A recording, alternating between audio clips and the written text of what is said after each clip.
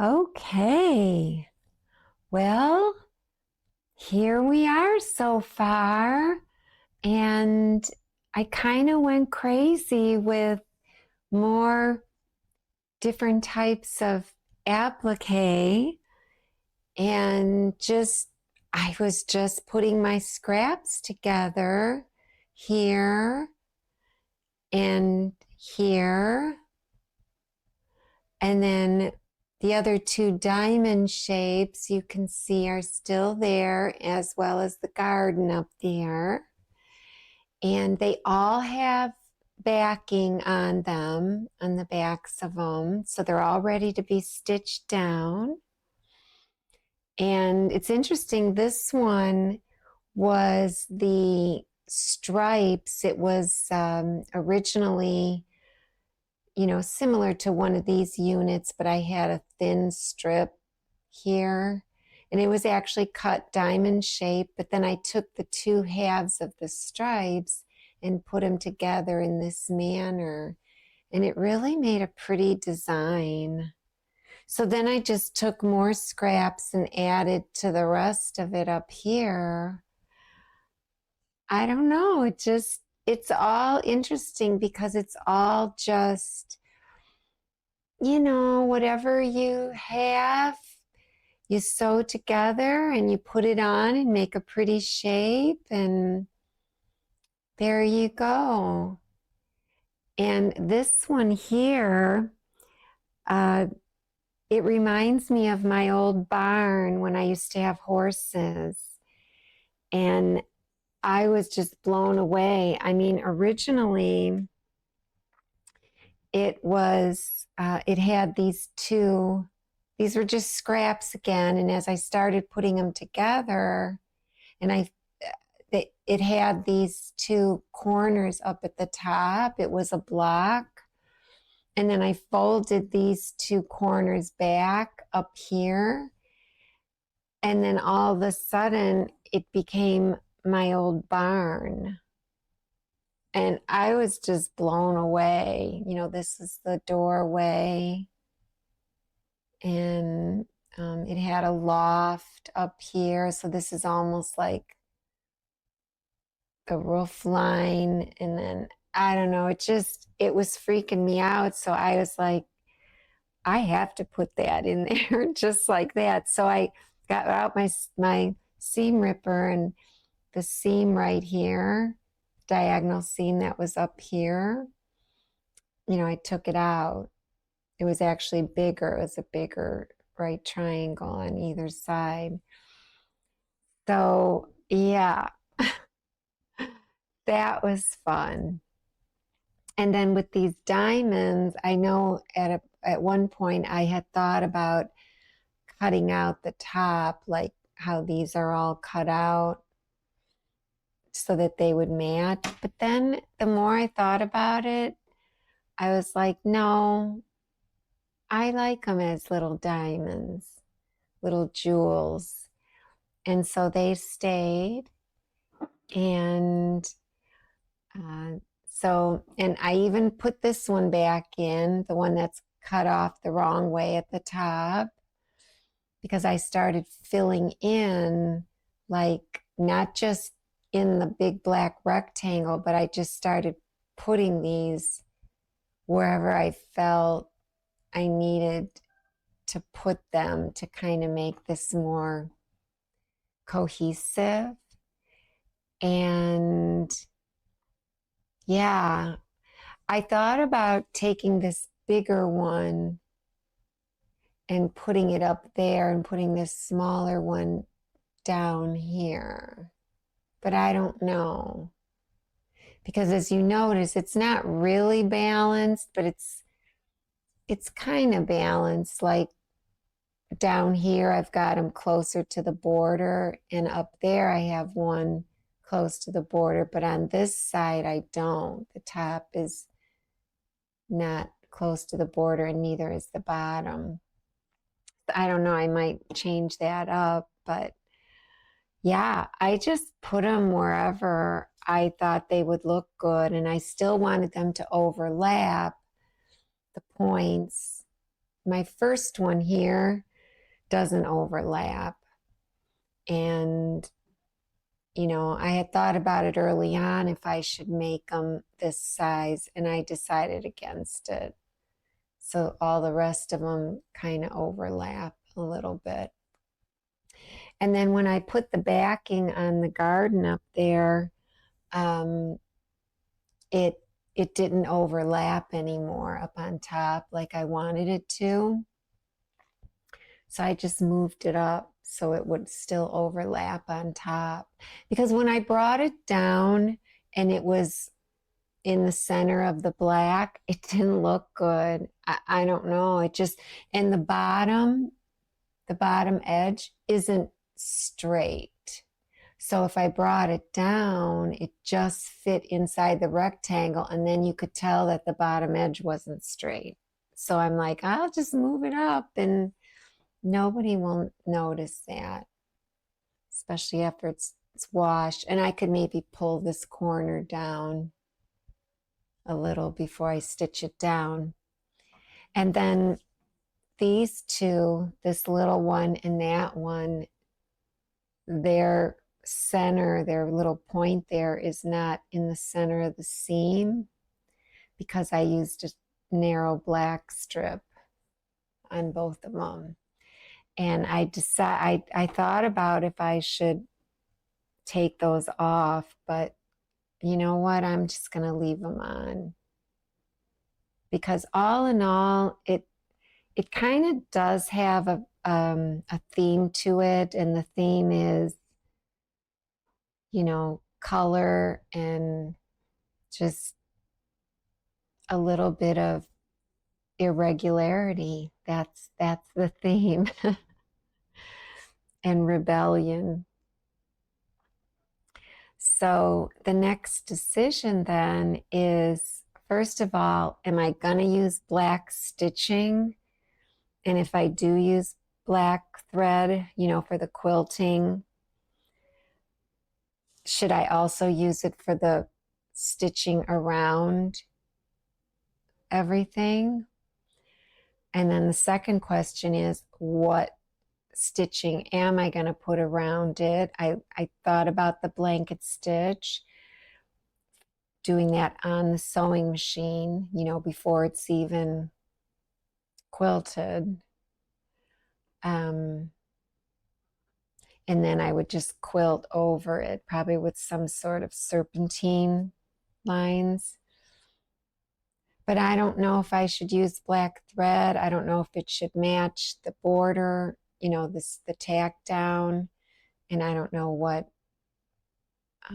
type of stitch I should use and where I should do it. Because if I tacked these down on the long arm, it would just be a straight stitch, and I'd have to go in 1/4 inch, which means then when I do my serpentine lines, I'd have to put the spoon foot on the long arm so that it wouldn't pull up the edges, because the edges then wouldn't be totally tacked down like they would be on, say, a blanket stitch that I did at the sewing machine. And then I thought about not doing a straight line, you know, with a ruler at the long arm to tack them down. I thought, oh, I could just do serpentine in and out, but it wouldn't look good. It has to be straight lines of some sort. So that's one decision made. It would have to be straight lines, but what color thread for the tack down? What color thread for the quilting? Should they match? And I'm probably just going to use a thinner batting, maybe my cotton. I have some dream cotton left, but that's, you know, that's expensive batting. But to be honest, it's not really that much more than, say, what's that one we used to get at Joann's? I can't remember. but the one at Joann's, you know, is a little like stiffer, and it's not as drapey as the Dream Cotton. And so yeah, I'm not sure about the batting. And I don't need any sort of trapunto effect under these because since they have, you know, the black fabric on the back, that in and of itself is going to stick out more. And plus the faux trapunto would be too much work. I mean, doing a blanket stitch around every one of these at the sewing machine, that's a lot of work too. But remember, we're just supposed to enjoy the process and the fun of it and take our time and, you know, do our blanket stitch and then say, oh, wow, that's beautiful. You know, and like when I get to the points, how's my blanket stitch going to fall? How do I want it to fall? Do I want it to just come in like a square on each side of the point? Probably. I don't know. Or do I want it to come from the point and then a leg in? Yeah, I have to decide about that. I probably want both, but that's going to be, you know, that's going to be a lot of finagling at the machine where you have to manually place the needle in a certain spot when you get to there, to that point. So yeah, I mean, I don't know. I don't know.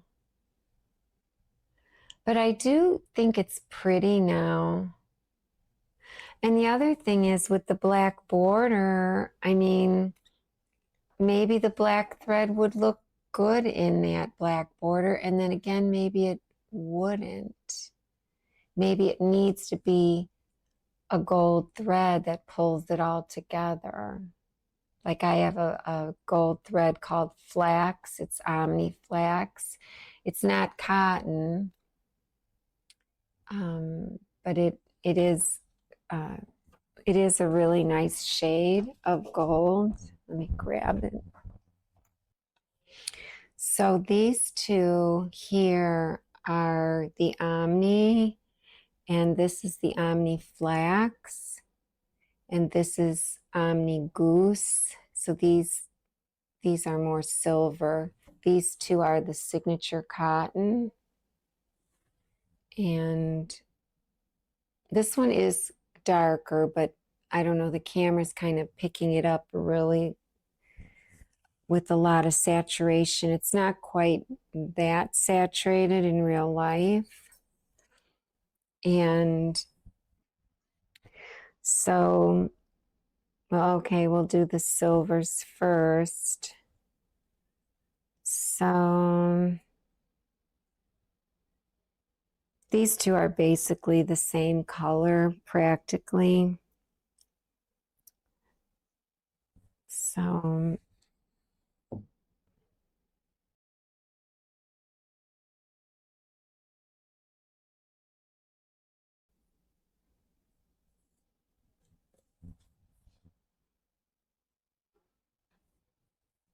and I don't know if I like that or not. Let's see if it's focused.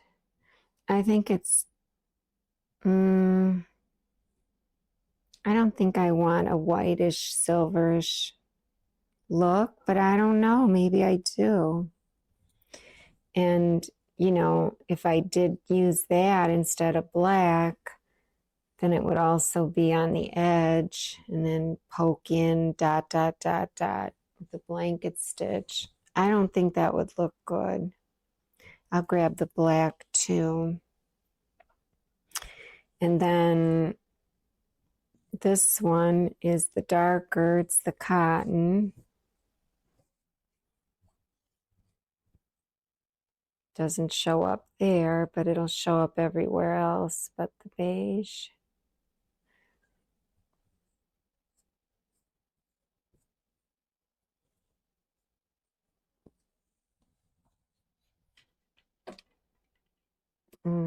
it really is not showing its true color in this light. And then this one is even lighter. See, that's why I thought it needed the black. I don't know. Let's see. I just felt like this whole quilt, I never quilt in black thread, but I felt like this needed black. See how the polyester is not as curly as the cotton. It's funny. Yeah, but I don't know, like I said, how I like that. Now I have black in cotton, and I have a little bit left in, what is that thread, that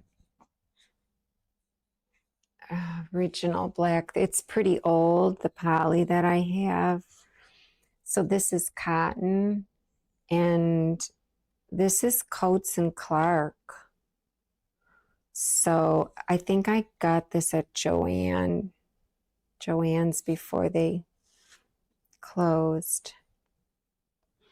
And I just think it looks better than the beige. I mean, everything's going to show. It's not going to show in the black, of course. And then if I do my blanket stitch in black around the edges, then any blacks that fall on the black background are not going to show up if I do that. But if I do it with black serpentine lines and then beige around the edges, or one of these, instead of, say, the silver, or maybe I'd want the silver on the edge. I don't know. But anyways, if I did do the beige around the edge, then it would show the edge of the black. And then the same thing here with this one. This is the cotton, the darker on the edge. Or not, you know, just do, boy, this one's really curly.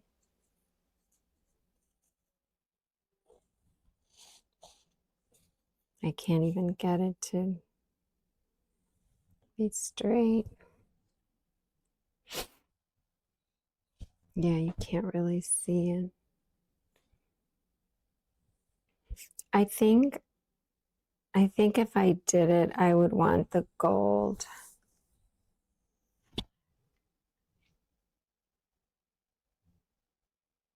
And in the camera, again, you can't tell the difference. So, yeah, I think the quilting should be black. I can't believe I'm saying that, but I do. I really do. And it's not going to show up on the black border unless I change my thread for the border and do like feathers on the border. But feathers wouldn't go with this quilt. It would have to be, maybe if I could mimic fall leaves, or even make a stencil out of fall leaves, but I kind of don't want to use any chalk. Or I could do something geometric on the border, but I almost feel like the border needs to stay black. I don't know.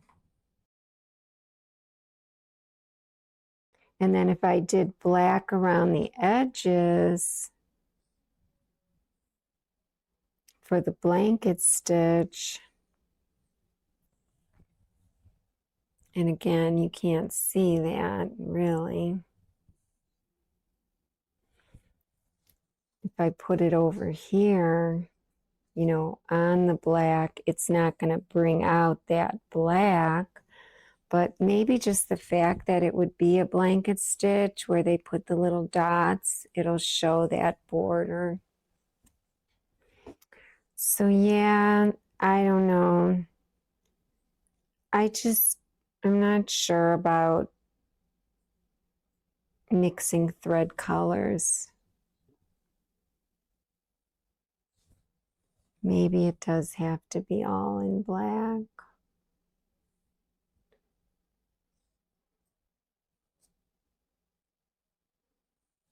And I'll put a picture up when we're all done here, when I'm done talking.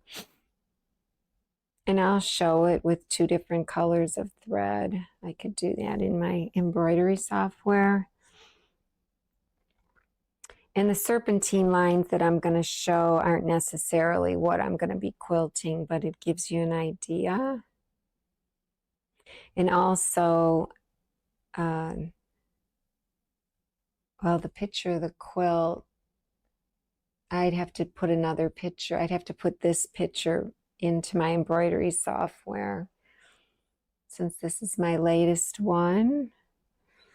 And yeah, I'll put the 2 different thread colors, but I kind of think it should be black everywhere. And oh well, if this doesn't show up, what are you going to do? All right, well, stay tuned then for the photos. The next video will probably be me stitching down each applique in one way or the other. I don't think I'm going to put it on the long arm and do it, so it'll probably be at the machine. So, all right, we'll see you next time. Bye. So I thought I would show some examples of designs for this quilt, not necessarily ones that I can use because these are basically mesh designs from my embroidery software, and I just put them, I overlaid them over a picture of my quilt just so that I can get an idea of what type of design I'm going to quilt on my long arm, because remember, I'm not digital on my long arm, so it'll be freehand or stencil, or I'm afraid to use a panto because of the way these appliques stick up. So yeah, it won't be this one. This one I'm calling it Arrows. But I kind of wanted to show you how a geometric type of long arm design or quilting design looks really good with this quilt, because I think it just allows, you know, all of these appliques to stand out on their own. It doesn't really take away from them. So I'll show you the difference in, you know, what I mean by geometric versus, say, a curvy design. So let's, not a curvy, but, well, you'll see what I mean, like a design that is more of like picturesque. Those don't look as good on this quilt. They kind of cover up my applique. So let's see what the next one is. Okay, so here's another geometric type. And again, this is a mesh design. My embroidery software is Embird, and I do a lot of videos on how to use Embird, and particularly Studio Next, which is the new vector digitizing module of Embird. It's amazing, and they have all these mesh designs. But this would be like for an embroidery design. so like an embroidery overlay, but it really lets me know that this quilt needs something that's not going to take away. So let's go to the next one. Okay, so here's a perfect example of a quilting design, you know, mesh design from Embird, but a lot of quilters use this type of scales design, but I don't think it looks good with this quilt.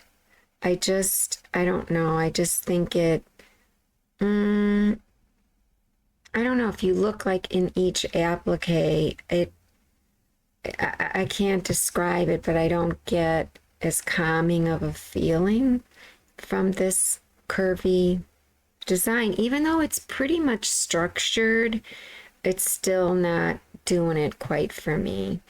So let's see what's next. Okay, this is very similar, and I don't know what I'm calling this, like broken something, irregular. But this is a design. I think a lot of long armors do use this design. And again, I just feel like it's, I don't know, I feel like it's hiding my applique. So let's see what's next. Okay, so here is the beige or flax colored thread, and this is a serpentine design, you know, serpentine lines. So anybody could do this even with their sewing machine, and I can do this with my rulers on the long arm. So I could just say, use the wavy ruler and stitch out just the very first line up at the top. And then I can freehand it by using one of those echo feet on my long arm and just kind of freehand the rest of the way. And I could go, say, an inch away. So this applique is about 6.5 inches tall. So, you know, I'd have, say, 5 of these serpentine lines within it.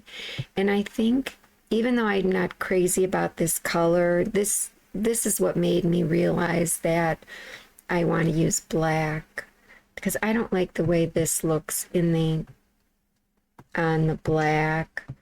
Now, the next couple of slides, you'll see it in black, and then you'll see it in a tighter serpentine, whereas you'll see more than just this curve in the black, and it does look better. But all in all, I've decided against the beige or flax colored thread. I don't know why.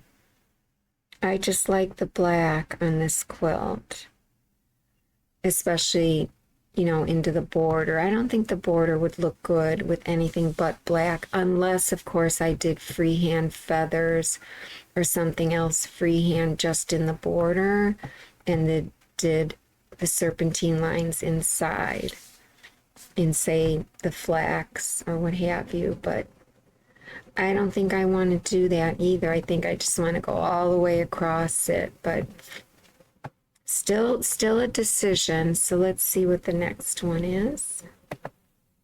Oh, okay. This is another Embird design. It's called Stems. It's in their mesh catalog or what have you.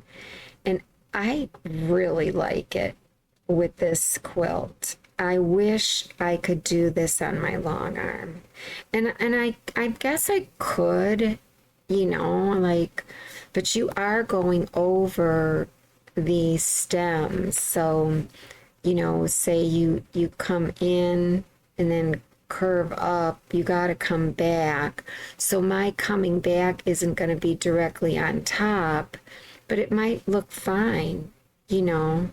But still, I won't know where to go. I'm not that good at meandering. And I think the meander is on here too, the stipple. The stipple doesn't look good, you'll see. But I just love this. And look at it in the black even, it looks good. So I don't know. I can't use my imagination yet on how I could do this freehand, but I do like it. So then, okay, yeah, here's the stipple. So now this stipple doesn't have a lot of movement to it because I didn't put in the ripple effect. You can put in effects on your mesh design. So this is another mesh design from Embird. Well, they all are. But it doesn't look good. Again, it's too curvy. It's not geometric. And I don't think I like it. I don't think I like it. So I should have, oh, okay. So here's another one. I made this one kind of tight. These are these cute little like crowns inside of here, and I've seen long armors do this, but I'd never be able to replicate this unless there was some way I would make a I could make my own long arm stencil, because I could just do the crown like you see it here, and then the next one could be an upside down crown. Like, as long as you make it a zigzag pattern, I could do this, but I don't think I could do it to make it look good. I might, but then, I have to make a design, and it is a lot of work making a quilt pattern or what have you for a stencil. It's a lot of work. But yeah, I could think about it for maybe some other time. And then let's see what's next. Okay, yeah, here it is again with the flax colored thread. And again, I just don't think that looks good. I think it needs to be black. And then here's the serpentine lines. Now, I believe these might be the tighter ones. No, these are still the ones that it's not as tight. In other words, from say, let's look at like right here, this orange, yellow, whatever block. If you go from say, take this one here, if you go from the bottom of it to the top of it, that's like your range. And then from say left, well, we'll go from like here, the bottom, to the other bottom, that distance. That, well, in Embird, it's how many of these humps do I want? And I believe for this one I have 5 humps to go through the design. Let's see, 1, 2, 3, 4, 5. Yeah. But on the next one, you'll see I have like maybe 7 or 8, which means that the distance between, say, here and here is tighter. And then I think on the next one, my range from top to bottom of one hump or hill, I think I made my range shorter so it's not going to spike up as tall. So let's see. And I think it does look better. Yeah. This one, it's tighter. You could see, well, let's look at this one. You could see it, the bottoms, they're closer together, the 2 bottom pieces. And I still think I lowered my range, my height. It's probably not real noticeable because I made it tighter horizontally. But on this one, you can see in the black, you can see at least an S there instead of just a C shape, because I made it a tighter curve. And I have wave rulers that would probably get this type of curve in it. so that I can then freehand the rest. But this has 1, 2, 3, 4, 5, 6, 7, 8, 9. Oh, it has 10 little hills, or 10 repeats, or what have you. So, and I just think that looks so good because I can see my applique. These are about 1 inch apart. So I've got, say, I'll count the second line, 1, 2, 3, 4, about 5 or so lines in there, which is what I wanted. And I can do this. I can do this on the long arm. So I am leaning towards doing this or some version of it. It is hard to do one long continuous serpentine because, you know, you have to walk from left to right, you know, down your long arm table. And when you do the walking, there's no points here to take a break. So I have done the McTavishing type of S's where you just do an S and do another S, and you know, you do S's, but that's not real consistent, at least for me. And all the McTavishing that I've seen and have done, they don't generally just go straight across. They go in all different directions, and I'm not sure I want to do that. Granted, I could try and do McTavishing just left to right,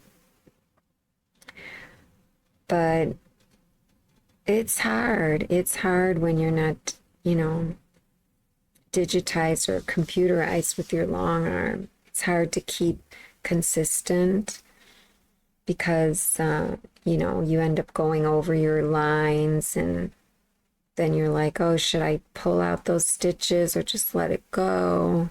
And then you think, no, I'm going to make it a design choice and I'm going to go over my lines all the time. But then I don't like the way that looks. So, and I'm trying to be less OCD, but that's hard when you're, you know, into this craft and you're, you know, I come from a digitizing background. This is what I've done for over 20 years and almost 30 now. And I was OCD by nature before I started digitizing. So this quilt is helping me break out of it because I'm accepting a lot of these irregularities. So I'm trying. So yeah, I might end up doing this. I'll show you Embird, and this is kind of like the mesh designs that I was talking about. This was the arrows, one of the first ones. And this is Studio Next, their new module.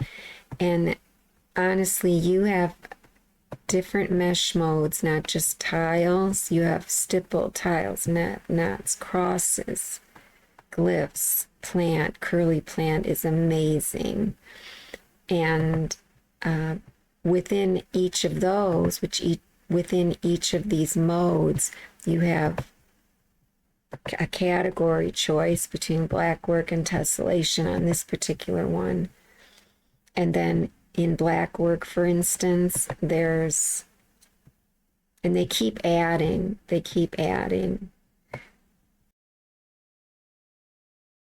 There's just hundreds and hundreds of mesh modes that you can choose from. I really like this one, but I don't think I can do it. It just looks so cute. But again, maybe this heaviness here isn't what I want. And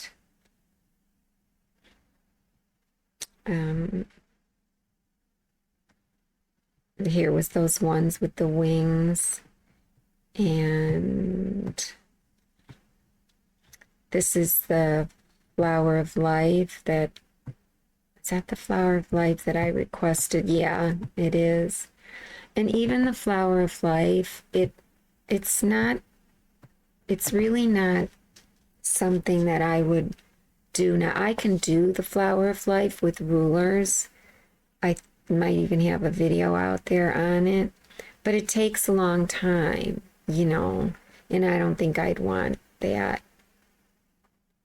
So originally I was going to do a Flower of Life in each of the big black rectangles on the quilt, but I decided against that. It just didn't look that good.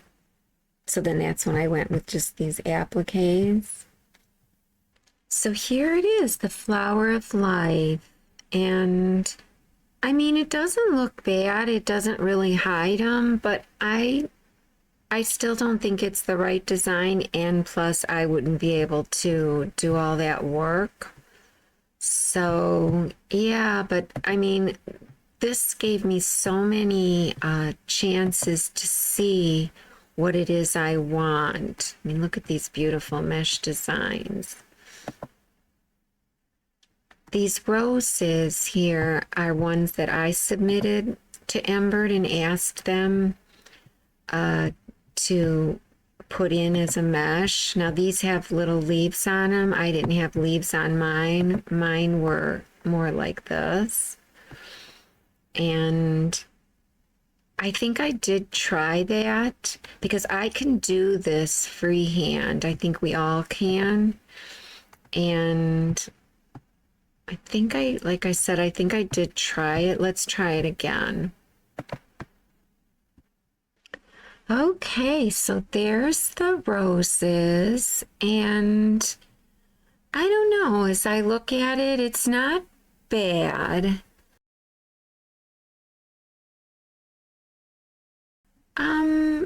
Yeah, I mean, I could do this, but do I like it? And then what do I do as I approach my applique?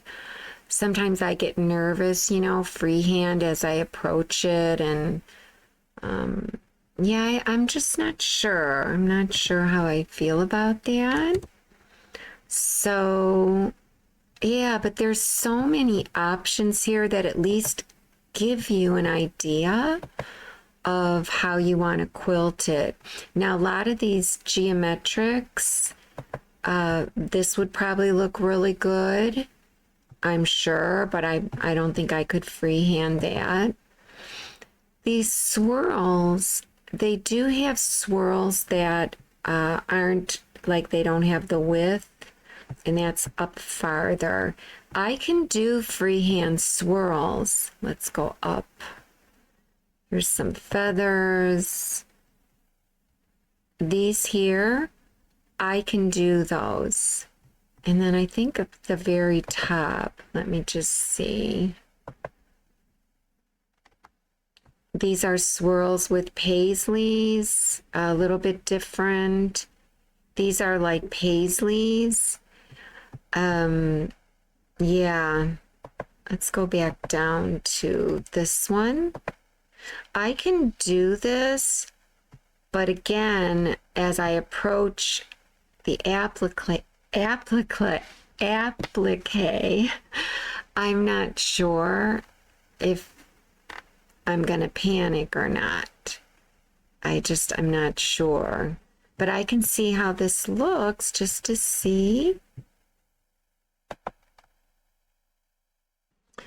Okay, so there's the swirls, and I can see my design really well underneath those swirls. But like I said, as I approach them, you know, am I going to panic? Like, for instance, say I'm right here and I do go in and make a swirl like this and come out. I'm making my swirl like half on the applique and half off. I just don't know if I'm good enough to do that yet. So I go back to the serpentine lines. Now the serpentine, I actually requested those as well as straight lines. It was number 47. Yeah. So the serpentine are technically straight lines, but you go into the effects tab and you give it a ripple. And that's where I said I have my number or my count, number of hills going across, and then your range is how tall those hills are. Now, if you were doing this on, say, your sewing machine or even your embroidery machine, if you wanted to make, you know, teeny tiny serpentines, you can see how that looks on here just by increasing the count. So instead of that one where I had like 10, I could say, okay, let's see how 20 looks.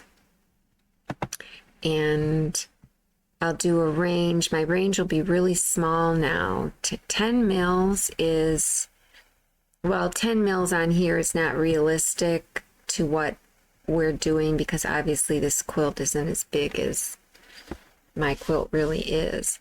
So I'm going to just kind of guesstimate. I'm going to make my range like 2 mils just to try to mimic our serpentine lines, and maybe a count of 20. And then instead of doing it at 75%, maybe I'll do it at 100%.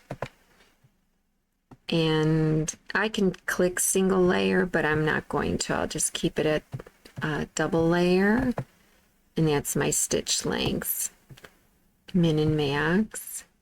And then we'll hit apply and see how that looks. Let me go to Control 1 to get it into view. Okay. Okay, so there it is at 100%, and you notice that my wavy lines are, you know, they're not as tall, and I have about a 1-inch gap here. And how do I know that it's a 1-inch gap? Because, you know, obviously my quilt here on my embroidery screen is not the same size as my quilt. Well, I know that my little applique from tip to tip up here is 6.5 inches. And so if I count these, I guess you would call them these gaps, if I count how many there are within this applique from tip to tip, let's see, I got 1, 2, 3, 4, 5, 6, 7. So 6.5 inches divided by 7 is 0.9. So it's about an inch. So these gaps are about an inch. And I think I do like that at about an inch. I don't know, maybe I want a bigger gap. Maybe I want it to be, I don't know if I'd want it to be 2 inches, because that would mean like from here to here, you know, I'd have a gap this big. I don't know. I can see, like on my scale, I could say, I guess I could try it at a scale of, say, 200 and see. You notice I can go up really high on my scale. That just, you know, that'll change this density, you could call it. And I could see what that looks like. I could also go the other way and make it 75%. At 75%, the gaps were at 0.75 of an inch. You know, they were 3/4 of the 1 inch. So yeah, so here, you know, I've got, say, 1, 2, 3.5 gaps. So again, 6.5 divided by 3.5. It says it's 1.85. So that's about a 2-inch gap. I'm not sure about that. I'm thinking maybe that's, I don't know. Let's see. If I hit Control 1, I can see it as a whole. I don't know if that's enough quilting within here. So then I would probably go somewhere in between, like a scale of 150, and hit Apply. And you would think that would possibly give me like a 1.5 inch or so spacing or density. So let's see if I zoom in on that. Just hold my plus sign and zoom in. I do kind of like that a little better. I got 1, 2, 3, 4, almost 5. I'm just going to call it 5. So 6.5 divided by 5, that takes me to 1.3 inches. So I'm somewhere around, you know, a little less than 1.5. So I'm not sure. I do kind of like it. I'm not sure. I'm going between a denser 1 inch spacing there or 1.5. You know, 1.5 is going to make it a softer quilt. You know, I almost liked it at the 1 inch though. I just liked the way it looked. And I liked the way it just tamped down my applique. I'll show it to you at 75. It's really skinny. I mean, it does look kind of cool at 75, but I don't know if I want it to be that bomb-proof. You know, at point or 3/4 of an inch spacing there. Yeah, I'm just not sure. Okay, so there's the difference between 1.5 and 3/4. It really does look so cool at 3/4. But like I'm saying, it might be too dense. So with that, I've got 1, 2, 3, 4, 5, 6, 7, 8, 9, say 9.5. So 6.5 divided by 9.5, it's 0.68. So that's slightly less than 3/4 of an inch. So then the difference between the 3/4, okay, and say about 1 inch was the 100%. Okay, so there we are back at the 1 inch. I'm thinking that's the way to go. I'm thinking it might not be as bomb-proof. I do like that. I think it holds down the applique well in the middle. Because remember, we're going to have the blanket stitch around the edge. So, and you're just going to see dot, dot, dot, dot, dot, dot along the edge. So it's not going to look too tacky. I think I'll go with something like that. And I have a foot adapter. It's like this thing you slide onto your foot. I bought them from, oh gosh, what is the name of that place? Okay, so this is what I got. It was by So Steady. It says West Elite Designs by So Steady, and these are the 3 adapters I got for my long arm foot. They go around a ruler foot, like a standard 1/4 inch ruler foot. I really like them. These two are great. This one did crack, but they were so nice at this company. They sent me a whole new did they send me a new set or just this one? I can't remember. But then the first one completely split in half. I think it's because it's so large, you know. I don't think it's their fault. I mean, and it could, maybe my foot is too big, but it fit fine with these. But you see, there's less mass on these. So this is maybe more prone to it. So then the second one, you might be able to see it cracked. It started to split again right there. And so I quickly took it off, and there you can see it. And I put glue on it.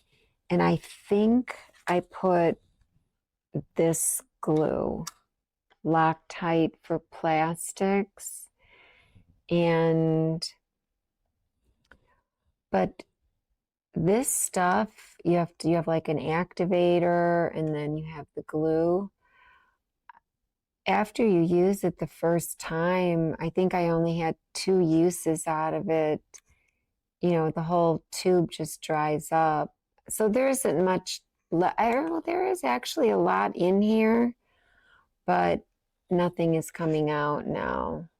So maybe I did it wrong or stored it wrong. I don't know.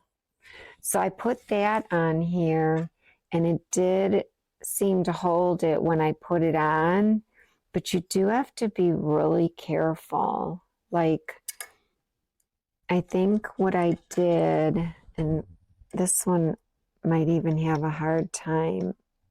Oh yeah, they have a hard time going under my needle because I don't have, like the handy quilters, they have a spring where you can pull up the foot. I don't have that on my foot. And I'm trying to think how I got it under there. Did I push it in? Let me see. Let me try this one. Yeah, this one slides in. Maybe this one is a little thicker. I don't know. But then you just take your hand wheel on your machine and slowly go down. And now it's starting to go down. Now it's all the way down. And you could see it just, this thing kind of came up a little. And now as it's starting to come up, then you can kind of, I think what I did was I put something plastic under. I haven't used it in so long. I don't know if I used my flat screwdriver to put under there. God, I can't remember. You know, if you kind of like go like this with it and get it up. Because, you know, after it cracked on me the first time, I got so nervous. And they're over there. So I'm kind of bringing it up. So it's almost all the way up. Oops. And then you can just kind of, I don't know. I thought I used my fingers at one point. Maybe because I haven't used it in so long. Oh, I know. I had to have a screwdriver on each end. That's what it was.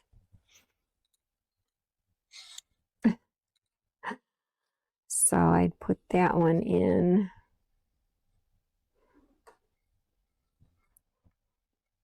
Okay, and then because the screwdrivers kind of get thicker as you slide up, you can kind of bring it up. And so now I'm twisting them both, pushing it in. Yeah, that's wild that I can't pull it up like I used to. So let me see if I bring it all the way down. Because yeah, I used to be able to get it all the way up. I don't want to crack this one now. Maybe you have to heat them up. I don't know, like with a blow dryer maybe to help you get it up. I don't know.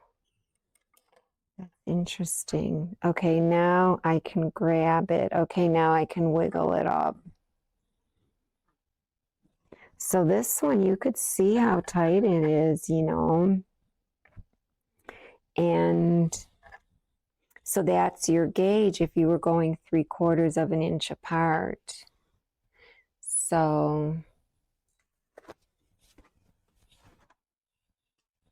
I don't really have anything on my long arm right now, except for a piece of scrap. Let's see.